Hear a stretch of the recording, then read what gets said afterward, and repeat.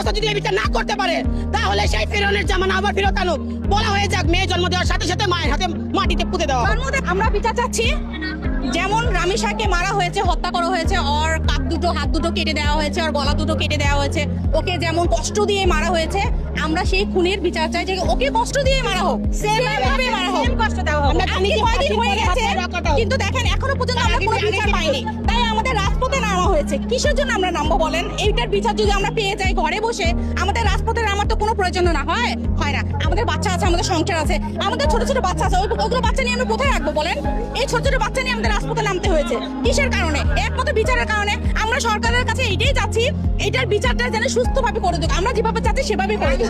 ওকে যে রামিসার বাবা তো বলেই দিয়েছে এই বাংলাদেশে দেশের কোনো রেকর্ড আছে। দেখেন এই প্রায় 1 বছরের মধ্যে প্রায় 10 থেকে 12টা বাচ্চা রেপ হয়ে ওকে মার্ডার করেছে, কিন্তু আমরা কোনো এটা বিচার পেয়েছি?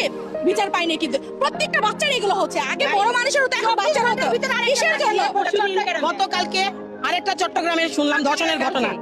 4 বছরের শিশু, ভয়টা কোথায় পাইছে রেপিস্টরা? কোনো ভয় পায়নি ভাই, না হলে সাহস হইতো না 24 ঘন্টার ভিতরে আরেকটা ঘটনা ঘটানোর। 24 ঘন্টার ভিতরে একটা ঘটনা ঘটানোর কোনো সাহসই পাইতো না। আমরা ঠিক এরকমই রাজপথে নামছিলাম আসিয়ার জন্য। 1 মাসের ভিতরে ফাঁসির কথা ওয়াদা দিছিল তখনকার সরকার, তৎকালীন সরকার 1 মাসের ফাঁসির অর্ডার দিছিল, 1 মাসের ভিতরে ফাঁসি হবে। কোথায় পাইছেন? ফাঁসি হয়েছে? রিসেন্ট কয়েক বছর আগে, খুব বেশি না 2-1 বছর আগের ঘটনা, সৌদি আরবে একটা ভাইয়ের সাথে সিঙ্গার একটা ভাইয়ের সাথে ভাইয়ের দুষ্টামির ছলে মার্ডার হয়ে গেছিল, তার চাচাতো ভাই। তারপরে কি হয়েছিল? ওইখানকার সরকার বলছে যদি চাচা মাফ করে তাহলে আসামির মাফ। চাচা মাফ করে নাই, বিদায় ওই ছেলেটারও সেম একই মৃত্যুর বদলে মৃত্যু। আমাদের বাংলাদেশে কি হচ্ছে ভাই? আমি জাস্ট সরকারের কাছে হাত জোর করে অনুরোধ, আমার মেয়েটাকে বাঁচতে দেন, আমাদের সন্তানকে বাঁচতে দেন। যদি ওইরকম বিচার করতে না পারেন তাহলে নতুন আইন পাস করেন, মেয়ে জন্ম দেওয়ার সাথে সাথে মারে ফেলেন। যদি বিচার করতে না পারে আমাদের সরকার, আইন ব্যবস্থা যদি বিচার না করতে পারে তাহলে সেই ফেরাউনের জামানা আবার ফেরত আনুক। বলা হয়ে যাক মেয়ে জন্ম দেওয়ার সাথে সাথে মায়ের হাতে মাটিতে পুঁতে দেওয়া।